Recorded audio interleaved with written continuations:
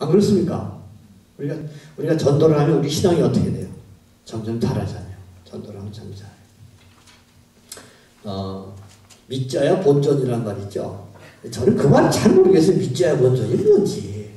그게 장사를 하는 사람이 쓰는 말인지 또 물건을 사는 사람이 하는 말인지 잘 모르겠어요. 저는.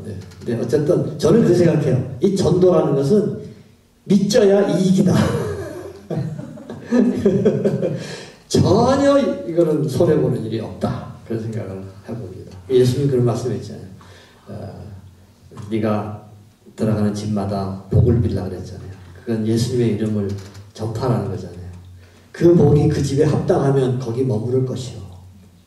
거기 합당하지 않으면 그 복이 누구한테 온다고?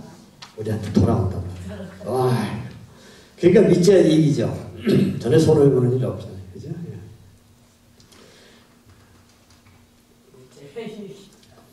재밌죠? 믿자야 이익이다. 그래서 사실 우리가 전도를 하면 우리 신앙이 자라야 돼요. 왜 그런가 하면 이 전도라는 행위가 뭔가 하면 내가 믿는 바를 조리 있게 사람들에게 말해주는 것이거든요. 그러니까 우리가 이게 말할 수 있다는 게, 표현할 수 있다는 게 그걸 통해서 우리의 믿음이 자라게 되고요. 또 잘 알아듣기 위해서는 또 내 믿음을 자꾸 이렇게 설득시키려면 또 얘기해야 되고 그러잖아요. 그러니까 우리 믿음이 자라게 되는 거예요. 또 가끔 가다가 전도하다가 핍박도 받을 수도 있고 쫓겨나기도 하고요. 그럴 때 참 내가 예수님의 제자구나 하는 것을 이렇게 느끼게 되는 거죠. 그러니까 이 전도하는 행위 자체가 교육이에요. 그러니까 우리가 아이들을 전도시켜야 돼요. 그렇게 하면 신앙이 자라게 되는 거죠. 그런 게 우리 교육의 프로그램 안에 들어있어야 돼요. 또 Education of Worship이다. 그건 뭐겠습니까? 예배의 교육. 그러니까 예배 자체가 교육이 된다는 거죠. 그렇지 않습니까? 물론 예배는 하나님께 영광 돌리는데 최고의 목적이 있지만 우리는 예배를 드림으로써 거기 예배에 참여하는 사람들의 신앙이 성숙해지고 또 점점 자라기를 우리가 기대하는 거죠. 그죠? 네. 그래서 이런 그 봉사의 교육, 우리가 남을 위해서 섬기고 일하고 봉사하면 그걸 통해서 우리의 신앙이 자라게 돼요. 실천하면서. 그죠? 실천하는 신앙이 되게 돼요. 친교를 통해서. 제가 이거를 거기다가 좀 써놨는데요. 한번 잠깐 보시죠. 그 2번 교회 교육사역의 특징 그렇게 해놓고요. 이런 그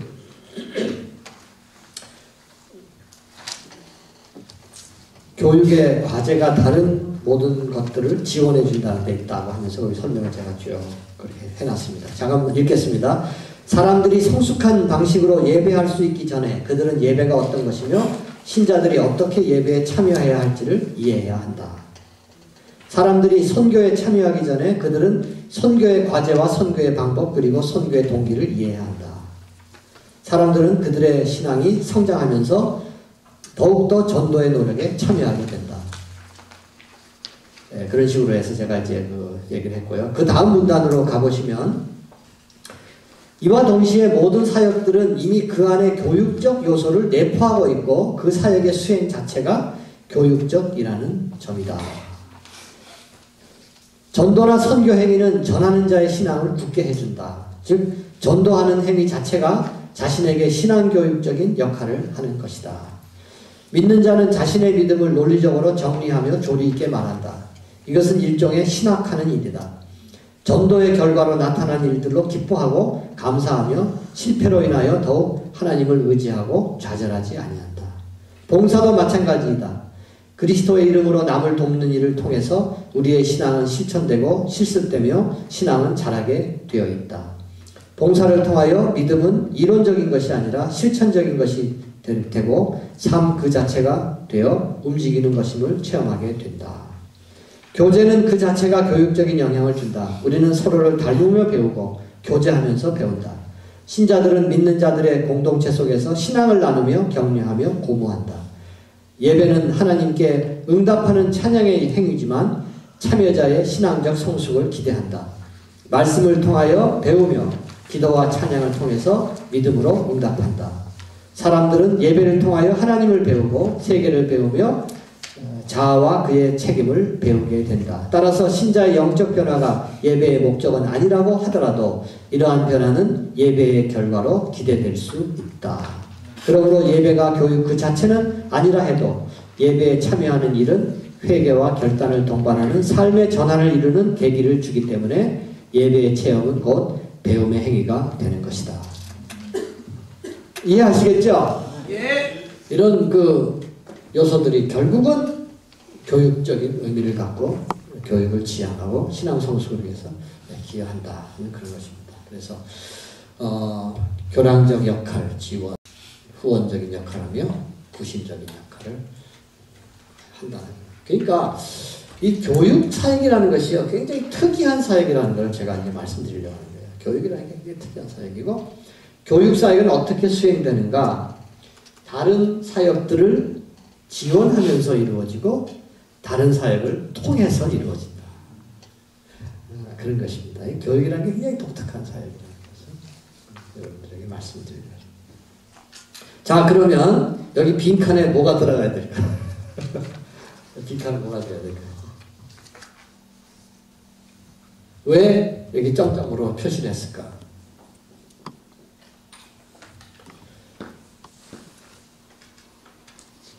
제가 말씀드릴게요. 왜 점점을 표시했느냐?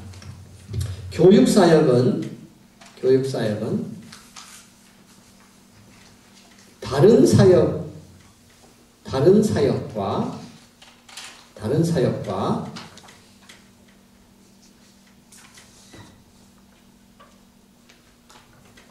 뚜렷한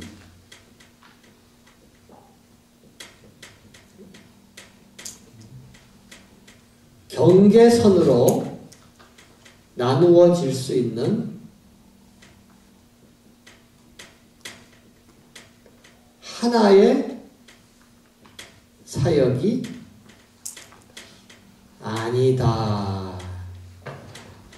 이거를 제가 얘기를 하려고 이렇게 좀 얘기를 하는 거예요. 교육사역이라는 것은 다른 사역과 뚜렷한 경계선으로 나누어질 수 있는, 그러니까 이렇게 딱 이렇게 뚜렷하게 그어가지고 요게 교육이고 나머지는 교육이 아니다. 그렇게 얘기할 수가 없는 거라는 얘기입니다.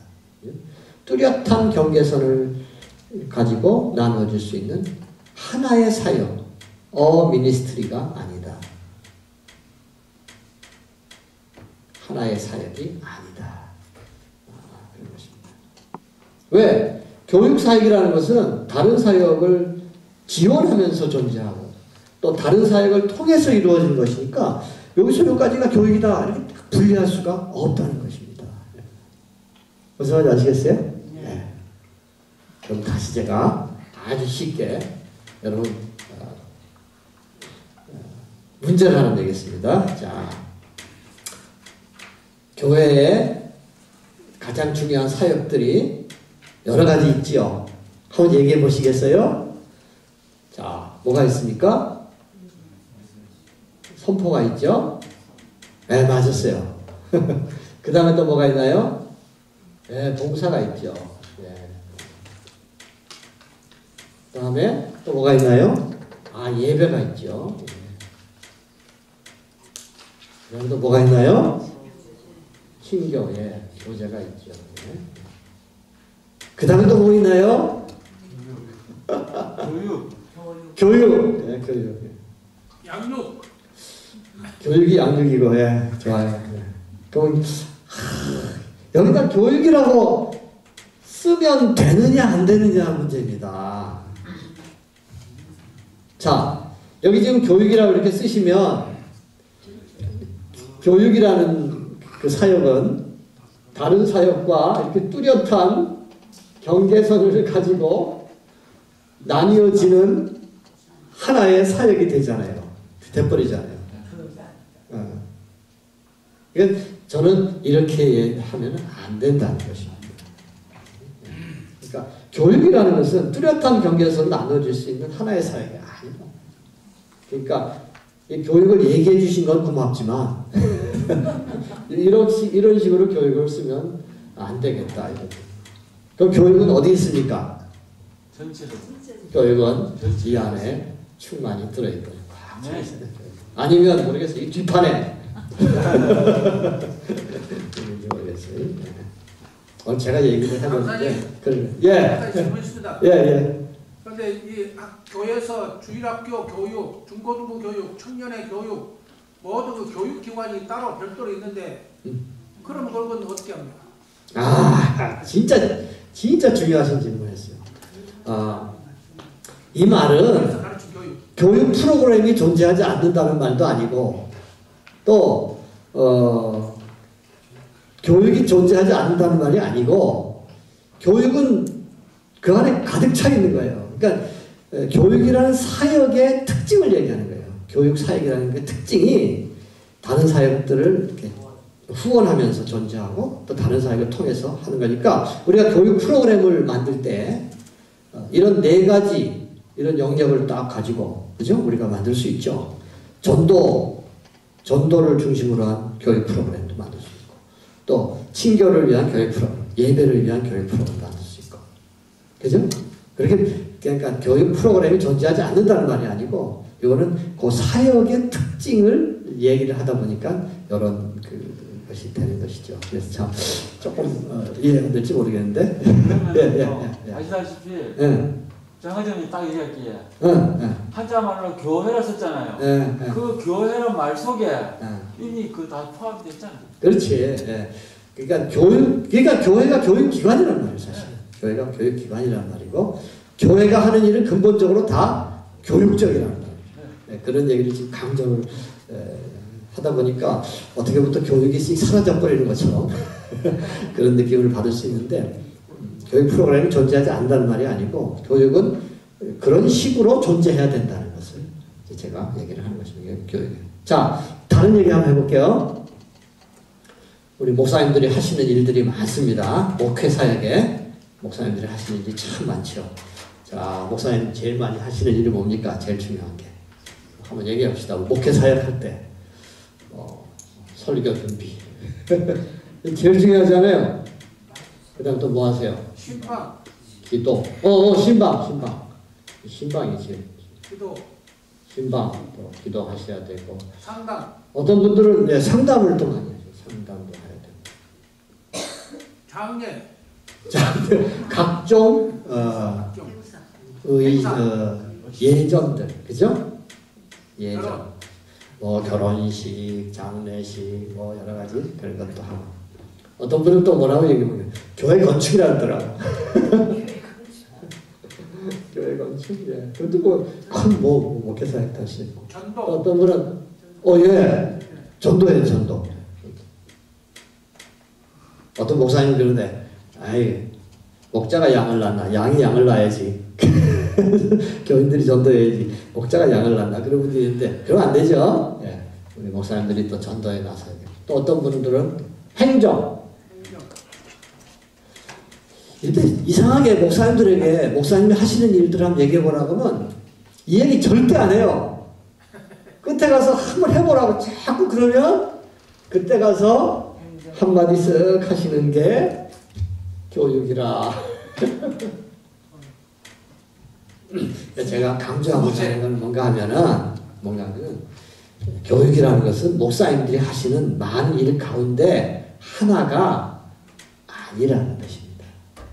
지금 우리가 지금 생각하는 것이. 그 무슨 말인가 하면 목사님들이 하시는 모든 목회를 어떤 교육적인 어떤 그런 안목과 인식에서 하시라는 거예요. 아셨습니까? 네. 그거를 우리는 교육 목회라고 합니다. 그러니까 교육이라는 것이 다른 것과 뚜렷한 경계선을 가지고 구분되는 하나의 사역이 아니고 또 목사님이 하시는 목회의 한 부분이 아니라는 거죠. 어쨌든 교육이라는 어떤 관점을 가지고 안목을 가지고 그렇게 목회를 하시라고 하는 그 얘기를 제가 지금 해드리는 것이고요. 그럼 그게 도대체 어떻게 하는 거냐 하는 게 뒤에 나오는데 지금 시간이 별로 없으니까 제가 좀 빨리 얘기를 해보겠습니다. 거기 제가 4번에 가서는 목회의 교육적 속성이라고 해가지고 바로 우리가 목회라는 그 개념 속에는 바로 교육이라는 개념이 들어있다는 거. 그것을 이제 거기다가 적어놨으니까 좀 보시길 바라는데, 그러면 우리가 어떻게 교육적인 요소를 목회 행위에 적용해 볼 수 있을까 하는 것이 그 4번에서 쭉 중간쯤 내려오시면 첫째, 둘째, 셋째, 넷째 그런 게 있는데, 그거를 잠깐만 보겠습니다. 첫째는 무엇입니까? 목회자가 교육적 의식을 가져야 된다 그랬어요. 교육적 의식을 가져야 되는데, 교육적 의식이란 중요한 게 무엇이냐? 제가 생각하기에는 인간에 대한 관심입니다. 인간에 대한 관심, 또 사람에 대해서 초점을 맞추는 일, 이런 것이 무엇보다도 중요하다 하는 거 말씀드리고 싶고요. 또 중요한 것은 관계적 속성이라는 거. 이 교육이라는 것은 관계적인 거잖아요. 관계적인 속성이라는 거. 이런 것도 제가 좀 강조를 하고 싶습니다. 그래서 지금 제가 다 얘기를 못 드리겠는데, 어쨌든 교육 목회를 하는 기본 자세는 아까도 제가 처음에 말씀드렸지만 인간에 대한 이해, 관심이죠. 인간의 이해와 관심. 또 이런 삶에 대한 관심, 또 이런 관계에서부터 우러나는 그런 목회, 이런 것이 굉장히 교육 목회의 중요한 핵심이 아니겠는가, 저는 그런 생각을 해봅니다. 제가 이해에 대해서만 조금 더 얘기를 하고 오늘 얘기를 마치겠는데요.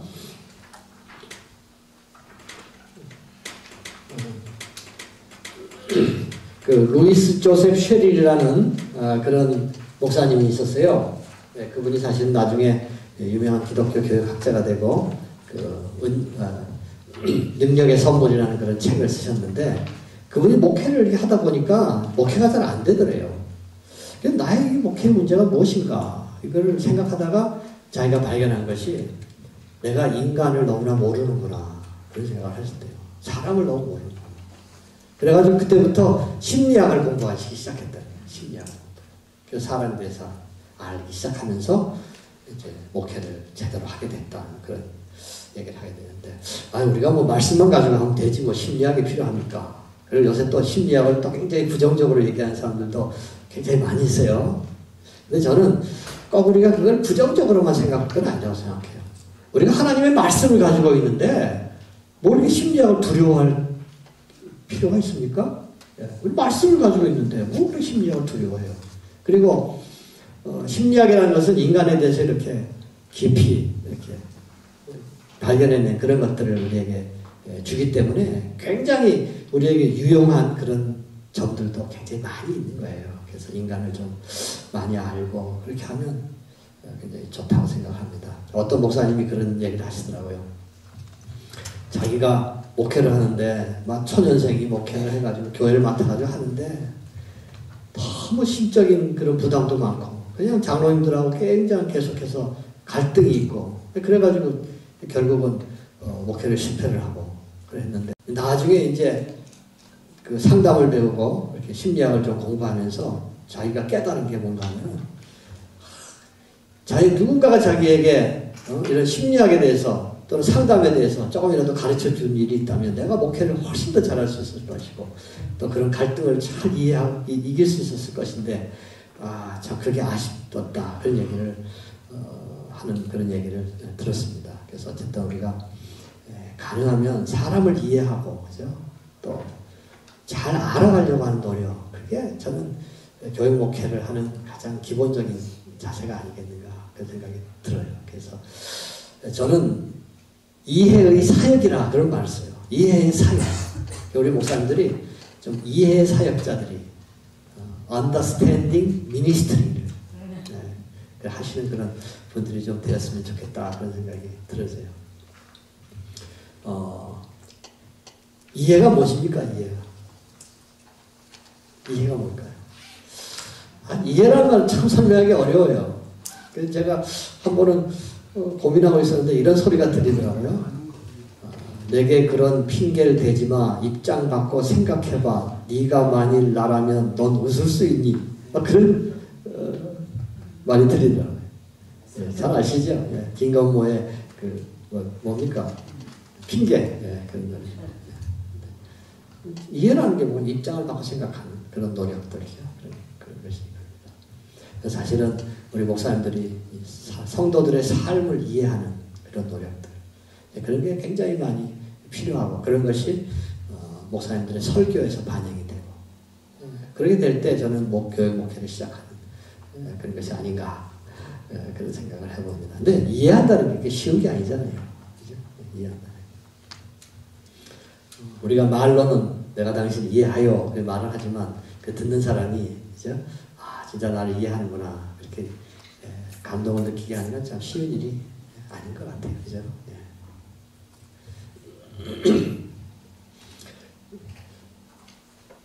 그래서 아주 오랜 전에 제가 누구한테 들었는데, 그 한철아 박사님이요. 전에 한번 배웠는데 굉장히 이제 굉장히 많이 연로하셔가지고 걷는 것도 많이 힘들어하시더라고요. 그분이 오래전에 아들이 하나 서울대학 다녔는데 제주도에 캠핑을 가지고 아들이 물에 빠져서 죽었어요. 그런 경험이 있어요. 근데 그 목사님이 장례식을 다 하고 나서 그러셨다네. 사람들이 와서 자기를 위로해 주는데 하나도 위로가 안 되더라고. 근데 딱 한 사람이 자기에게 위로를 하는데 조금 위로가 되더라고요. 그분도 자녀를 잃어본 그런 경험이 있는 분이 와서 그렇게 위로를 하니까 조금 위로가 되더라고. 그런 얘기를 하죠. 우리가 참 이게 이해를 한다는 게, 그죠? 그게 참 어려운 일이잖아요. 근데 왜 이해가 어렵습니까? 왜 이해가 어렵습니까? 이해라는 것은 진짜 상대방의 종이 되는 행위이기 때문에. 우리가 상대방을 억누르면서 이해할 수 없는 거예요. 그죠? 상대방의 종이 되는 모습이기 때문에 어려워요. 내가 아내를 이해한다는 것은 내가 아내의 종이 되겠다는 거예요. 내가 남편을 이해한다는 것은 내가 남편의 종이 되겠다는 그런 의미가 거의 들어있는 거 아니겠어요? 그러니까 그게 참, 우리 예수님은 얼마나 위대한 이해를 하셨습니까? 하나님이 사람이 되시잖아요. 하나님 사람이 되시죠. 그리고 사람이 되실 뿐 아니라 우리를 섬겨주시고 저 십자가에서 죽어주시고 우리의 종이 되어주신 거예요. 우리를 섬겨주신 거예요. 그래서 참 우리도 예수님의 위대한 언더스탠딩 이런 걸 본받아서 우리가 참 서로서로 이해의 사역들을 잘하면 좋겠습니다. 그죠? 예. 목사님들이 우리 신자들의 삶을 어떤 설교학자가 이런 말을 했어요. 신자들의 삶을 이해하지 않는 설교자들에게 저주가 있을 것이다. 큰 심한 표현을 했다고 하는데, 우리가 참 신자들을 잘 이해하고 그렇게 함으로써 거기서부터 교육 목회가 시작되는 것이 아닌가, 그런 생각을 해봅니다. 뭐 더 얘기하고 싶은 건 많은데 또 시간이 금방 지나가 버리네요. 그래서 어쨌든 이 교육 사역이라는 것이 얼마나 중요한 사역인가 하는 거예요. 예, 그런 것을 우리가 한번 다시 생각하고 교육을 좀 중시하고, 그죠? 예, 그래서 그래야 할 때 앞으로 새로운 교회의 부흥이 일어나지 않겠는가 그런 생각이 들었습니다. 제가 아는 우리 교육학자, 우리 기독교 교육학 하는 그 목사님 중에서 좋은 그런 올바른 부모 운동들을, 학부모 운동들을 하려는 그런 분이 한 분 있는데, 그 서울의 강남에 목회하는 어떤 목사님 친구한테 그랬대요. 네 나하고 같이 좀 이런 일 좀 하자. 그러니까 그 목사님이 대답을 안 하더라네. 그래서 가만 보니까 그 교회는 학원하는 교인도 많고, 강남이니까. 며칠 후에 이렇게 전화가 왔대요. 그러면서 나 니하고 같이 일할 수 없다 그러면서 나는 교인들을 따라가야 해. 진짜 얼마나 비참한 그런 가슴 아픈 얘기입니까? 그렇죠? 세속적인 가치관에 물든 그런 그 부모들, 또 그게 교회를 너무 지배하고 있기 때문에 목사님들도 따라가야 되는 그런 현상입니다. 좀 우리 목사님들이 좀 더 용기 있는 그런 목사님들이 되시고, 그래서 참 다음 세대를 주님께로 잘 이끌어갈 수 있는 그런 목사님들, 또 그렇게 또 부모들을 교육하는 그런 여러분들 다 되셨으면 좋겠습니다. 기도하겠습니다. 하나님 감사합니다. 오늘 저희들 함께 모여서 참 교육사역이 어떤 사역인가를 같이 생각해 보았습니다.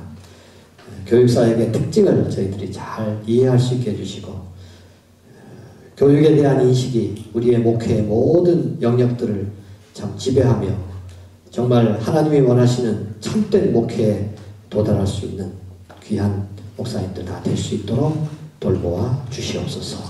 감사하옵고 예수님의 이름으로 기도하옵나이다. 아멘. 수고하셨습니다. 감사합니다.